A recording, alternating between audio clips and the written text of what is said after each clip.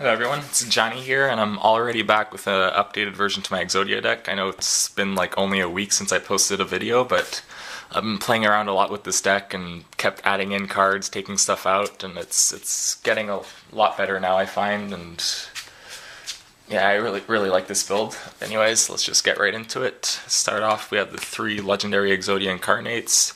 This card I'm probably never going to take any out. I'll probably always keep it at 3. It's such an awesome card, and there are times where I actually got 2 out on the same turn, and then those 2 actually got destroyed once, and then I got the 3rd one out the next turn, and I won the duel thanks to that. So yeah, I'm probably always going to keep 3 of this one. And then, of course, it's not an EXODIA deck without your 5 pieces here. Then I just had to add it in. EXODIA is the ultimate forbidden one. It's just such an awesome card. And, well, if you don't know what this does, you could you special summon this card by sending all monsters in your graveyard to your deck. When he declares an attack, you could send 1 monster from your hand or deck to the graveyard, and his attack is 1,000 points for each normal monster in your graveyard. And, well, also his last effect is if you use his effect to send all 5 pieces to the graveyard, you win the duel. So it's pretty good. You could get up to 4,000 attacks since you only have 4 normal monsters in your deck, but it's such an awesome card. It's basically a free special summon, and just go on from there.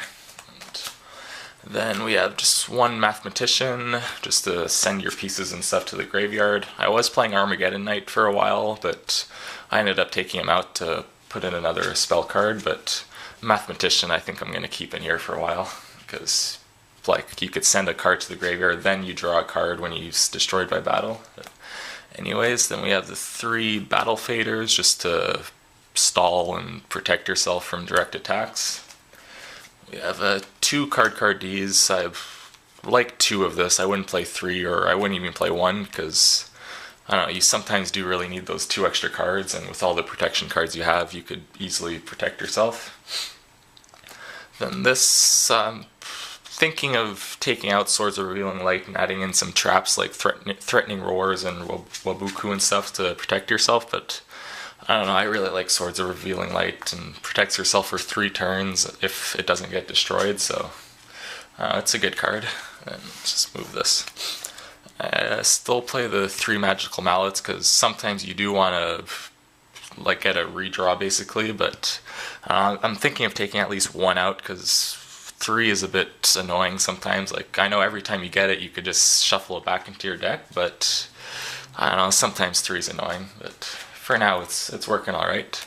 So 1 Dark World Dealings, just good card. I might even put, if I take a magical mallet out, I might put a 2nd one of this in, because it is a pretty good card. I have 1 Magic Planter, just you could send 1 continuous trap card you control to the graveyard and draw 2 cards. Well, 1 face-up continuous trap card, so you normally send your Obliterate to get off the 2nd effect, or if you use the 1st effect, you just send it then draw 2 cards. Then I just play 1 Pot of Duality. I took the other one out to make room for other stuff. Like, you could play 2 still, because it does help out a lot to get like the just perfect hand that you need, but you can't like use 2 in the same turn, and you can't special summon, and now you do special summon a little more in this deck, so I just kept it at 1 for now. It's 1 Upstart Goblin, 1 Day of Peace. Then I play just 1 Unexpected Day, because if you have all your EXODIA pieces, well, all the normal pieces in the graveyard, you can't really use this, so you would have to either shuffle it back into your deck or just pretend it's something else, I don't know. But yeah, I like 1 of it, and I still play 1 Foolish Burial. For some reason, no one likes my choice for Foolish Burial. Like, out of all the cards I play, this is the one people don't agree with, but I don't know, I try to send all my pieces to the graveyard as fast as possible, so I don't know, I like it. I like Foolish Burial here. And I still play 1 MST, because like, I have played against people with a Royal Decree and stuff, and this actually saved me the whole duel. If I didn't have a spell or trap removal, I would have lost, and this saved me the game. And if anything, you could use it on your own Obliterate to get off the 2nd effect, or just destroy something your opponent has, I don't know. Like, almost every deck I run, I try to have some kind of spell trap removal, because it can save you in some tough times. Then we still play the Dark Factory of Mass Production, since you do send a lot of stuff to the graveyard, and you want a way to get them back to your hand fast, and it's a good card. Just target 2 normal monsters in your graveyard, add those to your hand. And then the last spell card that for some reason everyone seems to want me to run 3 of it, Ties of the Brethren. It is a very good card. I kind of see why people want to run 3 of, but I'm pretty sure most people just want me to run 3 of this because it comes in the same set as the Legendary Exodia Incarnate and Obliterate. But it is a good card. Let's say you have your right arm on the field.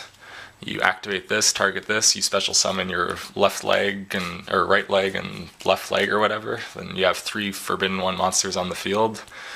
Then, since you do have a lot of protection cards, you can protect them for a turn, then use them the next turn. But I don't know. It was good. I had like a God card build of this deck, which I did run 2 of these, and it worked out very well. But I don't know. Do you really need 3 of these on the field? Like, yes, it does help out. Then you send them to the graveyard, then slowly add them back to your hand. But I don't know, if you draw this late game when all your pieces are already gone or something, it doesn't really help out much. But I don't know, I like one copy of this in the deck. It does help out in those certain situations, I guess.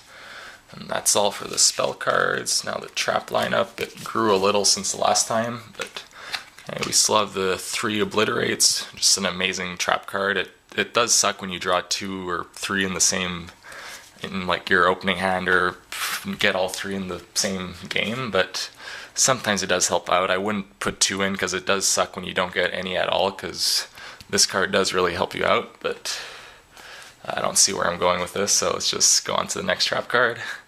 We have 3 Reckless Greeds, just more draw power, try to get 2 or 3 off at the same time. We play a 1 Wabuku.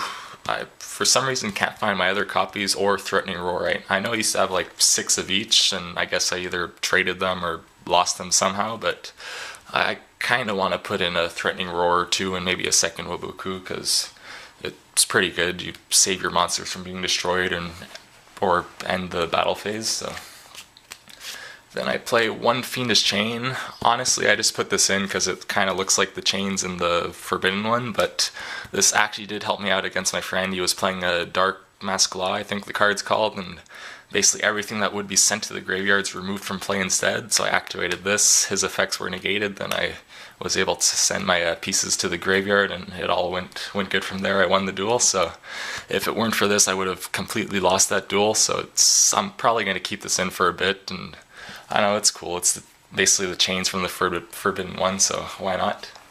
Then the last trap card is the Backup Soldier. This card, I was expecting a lot of hate for putting this in here, but apparently no one thinks it's bad. I don't know, I really like this card. If you have 5 or more monsters in your graveyard, target 3 non-effect monsters, well, target up to 3 non-effect monsters with 1500 attack or less, and you add them to your hand from your graveyard.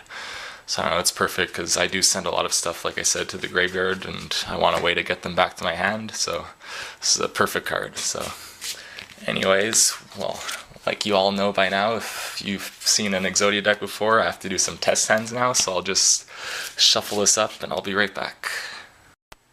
Right, and if you didn't want to stay for the test hands, thank you for making it this far anyways. I hope you like the deck profile, and for you people who want to stay, I'll just do a 1 test hand this time, because last time it took quite a while, and the last 2 test hands didn't work out too well anyways, so anyways, let's just see. Right, let's pretend we go first, so 1, 2, 3, 4, 5. Put this here. Okay, so Mathematician. Okay, I would, well, as you know, you could do many different things for your first turn, but I'm just going to go with the Pot of Duality. So, let's see. Not what I wanted, but Obliterate.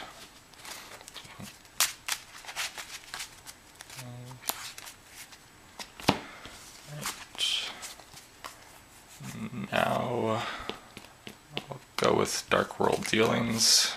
Just draw 1 card. That's pretty good. We could send, yeah, I'll just send Mathematician to the graveyard, why not? Then that, I kind of think I should have shuffled some of the cards back, whatever, let's just go on. Alright, so let's say he summoned a monster, we activate Obliterate, well, end phase first, I added this back to my hand, but yeah, he summoned a monster, target it, send one Forbidden One monster, graveyard, send the head,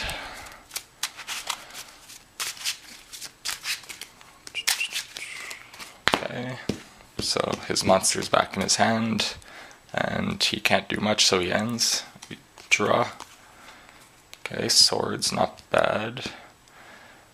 Okay, since it's our turn, we could use this now, Obliterate. We send the right leg. Okay, so he has 2,000 attack points now. We switch him to attack mode. Let's pretend your opponent has like 2 face down cards, but remember he's unaffected by cards, so you attack directly, your opponent loses 2,000 life points. Then we go to main phase 2, I'll activate this just for fun, end our turn, we add the Forbidden One head to their hand, and we end. Well, yeah, we end. So they do whatever, they can't attack, then they end. Reckless Greed.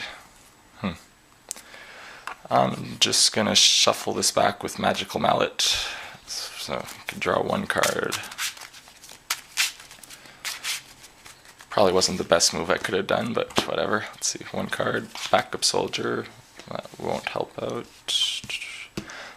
Okay, let's pretend they don't have any monsters. I summon this, activate Obliterate, add it back to my hand, then send the right arm. Okay. So I end again, add this back to my hand. It's their turn, so 2 turns went by on this. Draw. Fiendish Chain. That sucks also, but okay, he only has 1,000 attack points. Let's pretend he has Blue Eyes in the monster. I can't do much, so I'll just switch him to defense mode. Or actually, well, I could activate this. Send 1 more piece. Target his Blue Eyes. And return that to his hand. So now I have 2 pieces, he has 2,000 attack. Let's pretend he has no other monsters, so we attack again. I end my turn, so we add back this to our hand. He has 1,000. Okay, let's pretend he has, oh no, well, I was going to say if he had Twin Twister, he destroys both of those, we would win automatically, but let's pretend he just destroys Swords of Revealing Light. So that's gone. He attacks this, destroys it. I reveal I have 4 Exodia pieces in my hand, so I could draw 4 cards. I don't know why that's upside down. Okay, so 4 cards. 1, 2, 3, 4. Okay, that's actually perfect. Let's pretend somehow he gets me down to like 1,000 life points with all this. Okay, it's my turn. Draw. If we activate Magic Planter, destroy this, then we use his second effect to add this to our hand, and we just won. Got all 5 pieces. Draw 2 cards, but... So yeah, you get the point. It's a pretty good deck. You won't always win on your first try, but once you learn the deck and know all the combos and stuff, you'll get pretty good, get a bigger chance at winning, and I don't know, I really like this new build of Exodia with the new cards. It's what this deck has been waiting for. But anyways, I hope you like the deck profile and test hand, just to, yeah. So yeah, if you liked the video, leave a like down below. If you want to see more videos, subscribe. If you have any feedback or comments or just anything, leave it down below in the comment section. I always read them and I'll get back to you. So yeah, thank you for watching. See you in the next video.